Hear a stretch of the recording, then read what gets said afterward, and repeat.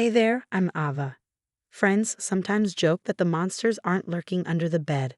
They're sitting at the dinner table. I'm 28, back in my childhood home, trying to make it as an artist. Sounds cozy, right? Well, it was until my world got turned upside down. It all started after Dad passed. We were close, him and me, thick as thieves.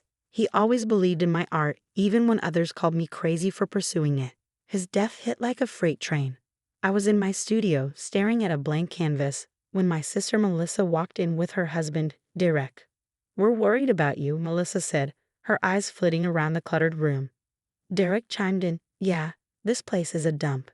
How about we help you clean up?" I bristled. "Thanks, but I've got it under control."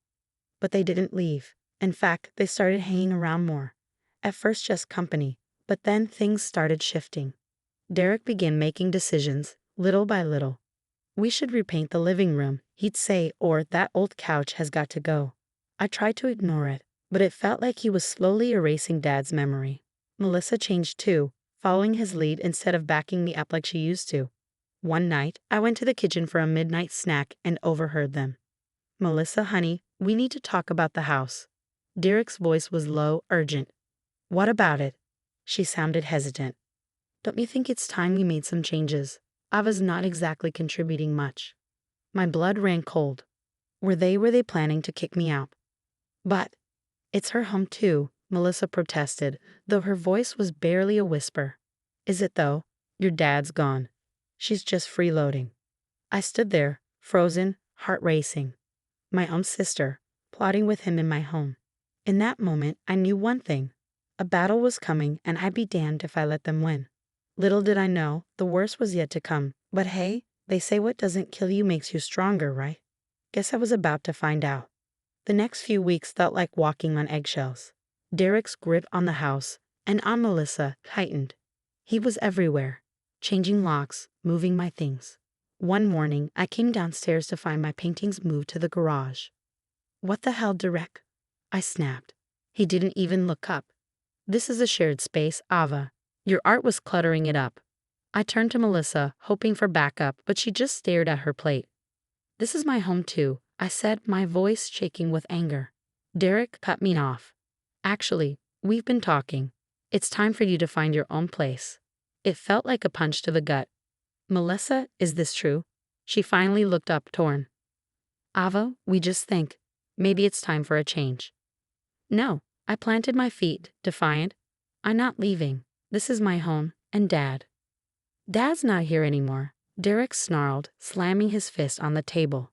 The outburst startled us both, but in Melissa's eyes, I saw fear. This was about more than the house. Something was seriously wrong. "I'm not going anywhere," I said, voice steely. Derek's face twisted with rage. He stood up so fast his chair toppled over. "You ungrateful little—" One second he was across the room, and the next he was in my face, grabbing my arm. Melissa screamed as I tried to break free. "Let go of me," I yelled, twisting, but his grip was iron. "Derek, stop," Melissa cried, pulling at his arm. In the scuffle, I lost my balance and my head slammed into the edge of the table. Through the ringing in my ears, I heard Melissa sobbing. Somehow, adrenaline kicked in, and I broke free. Fueled by pure survival, I bolted for the door, hearing Derek's furious shouts behind me. But I didn't look back. I just ran, and I didn't stop until I reached Zoe's apartment, gasping for air. When she opened the door, her eyes went wide. "Oh my God, Gio, what happened?" I collapsed into her arms, the weight of everything hitting me like a tidal wave.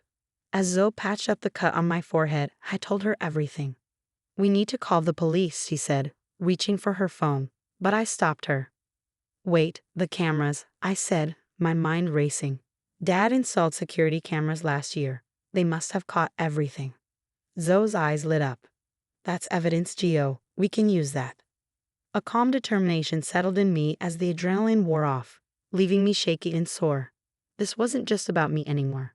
I had to get Melissa away from Derek, and I needed Zoe's help. "We're going to take that bastard down," I said, my mind already racing with plans. For the first time since this nightmare began, I felt a glimmer of hope. Derek had no idea what was coming for him. The next morning, I woke up on Zoe's couch with a pounding headache. For a split second, I thought it had all been a nightmare, but the bruises on my arm told a different story. Morning, warrior, Zoe said, handing me a cup of coffee. I called in for you at the gallery. Oh, my cousin Alex is coming over. She's a social worker. Might be able to help. I nodded, grateful but overwhelmed. Thanks. I just can't believe this is happening. A knock at the door made me jump. Zoe squeezed my shoulder before answering it. A tall woman with kind eyes stepped inside. You must be Ava, she said, sitting across from me. I'm Alex. Zoe filled me in. How are you holding up? I let out a bitter laugh. Oh, just peachy. My brother-in-law tried to kill me, and my sisters turned into a Stepford wife. Living the dream. Alex didn't flinch at my sarcasm. Instead, she pulled out a folder. What you're describing, Ava, is domestic abuse. It's not just physical. There's emotional manipulation, financial control. It's all part of the pattern. As she spoke, something inside me shifted. This wasn't just about me and a house anymore.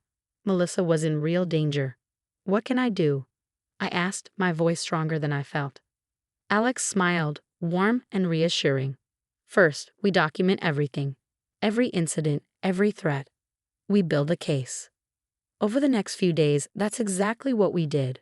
I wrote down every instance of Derek's controlling behavior, every red flag I'd missed. Zoe helped me set up a secure cloud account to store photos of my injuries. But we needed more. That's when I remembered Mrs. Patel, our nosy neighbor who always seemed to be peering out her window. She must have seen something. I told Zoe, let's go talk to her. Mrs. Patel opened her door cautiously, but her eyes widened when she saw me.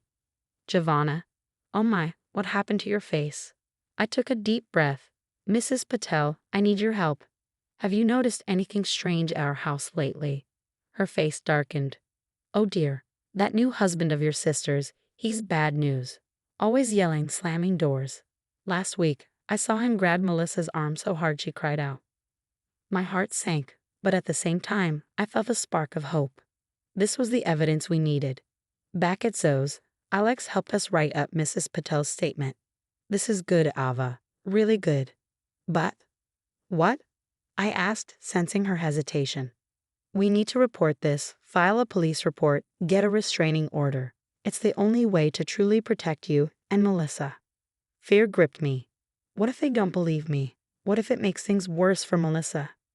Zoe grabbed my hand, looking me in the eyes. Gio, remember what your dad always said. Courage isn't the absence of fear, it's acting in spite of it. I closed my eyes, picturing Dad's face. What would he do if he knew what was happening to his daughters? Okay, I said, opening my eyes with newfound determination.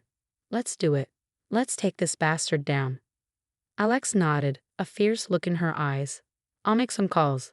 We'll go to the station first thing tomorrow. That night, I lay awake in bed, restless. I kept thinking about Melissa, trapped in that house with Derek. But for the first time in weeks, I felt a glimmer of hope. We had a plan. We had evidence. And most importantly, we had each other. Tomorrow, the real fight would begin. I wasn't just bruised and scared anymore. I was ready. Derek had no idea what was coming for him. I might have left that house, broken and scared, but I was coming back. Stronger than ever. Watch out, Derek. Your reign of terror is about to end. The police station loomed ahead, a fortress of justice. With Zoe and Alex flanking me, I took a deep breath and pushed through the doors. The weight of the evidence in my hands felt like a ticking bomb. We're here to report a domestic violence incident, Alex said firmly to the officer at the desk. The detective assigned to our case, a stern-faced woman named Rodriguez, listened intently as we laid out our case. When we finally got to the security footage, Detective Rodriguez's eyebrows shot up. This is irrefutable evidence, she said, her eyes glued to the screen. We're bringing him in. What followed was a whirlwind. Derek was arrested and Melissa was brought in for questioning. When I saw her, my heart clenched. She looked like a shadow of herself, small and frightened. Gio. Her voice cracked. I'm so sorry. I didn't know how to. I wrapped her in a hug, feeling her body shake with quiet sobs. It's okay, Mel. We're in this together now. The trial that followed was a brutal marathon of testimonies and evidence, but the security footage was the nail in Derek's coffin. When the judge finally handed down the sentence, a wave of relief washed over me so intensely it made me dizzy. Returning home felt surreal. Melissa and I stood in the entryway, taking it all in. It feels different, she murmured. I nodded. Yeah, but it's ours again. We can make it feel like home. The healing process was slow and often painful. Melissa dove into therapy, gradually finding her strength again. I channeled my emotions into my art, creating pieces that screamed of pain, resilience, and hope. One day, as I was painting in a living room, Melissa approached me. Gio, I know I messed up, she said quietly. I let him come between us, and I'm so sorry. I put down my brush, weighing her words. Mel, you're my sister, and I love you. But you're right, we have a lot to work through. It's going to take time. She nodded, determination shining in her eyes. I'm ready to put in the work if you are. Months passed, and our lives began to transform. My art career took off, with galleries eager to showcase my pieces that told a story of survival and renewal. Melissa found her purpose in starting a support group for abuse survivors.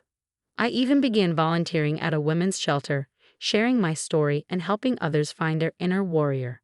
Every time I spoke, I saw a reflection of my past self in their eyes, scared but with a flicker of hope. At my latest exhibition opening, I stood before the centerpiece, a massive canvas of a phoenix rising from ashes, two women emerging from its wings. It's us, isn't it? Melissa said softly, joining me. I smiled, squeezing her hand. Yeah, it is. We rose from the ashes, Mel. Look how far we've come. As I gazed at the painting, a profound sense of peace settled over me. We have faced our demons, fought our battles, and emerged stronger. Our story wasn't just about survival anymore. It was about triumph. And now I have a question for you. If you were in Gio's shoes, would you have forgiven Melissa for her role in the abuse, or would you have cut ties completely? Where do you draw the line between family loyalty and self-protection? It's a tough question, and there's no right or wrong answer. Drop your thoughts in the comments below. I'm curious to hear what you think.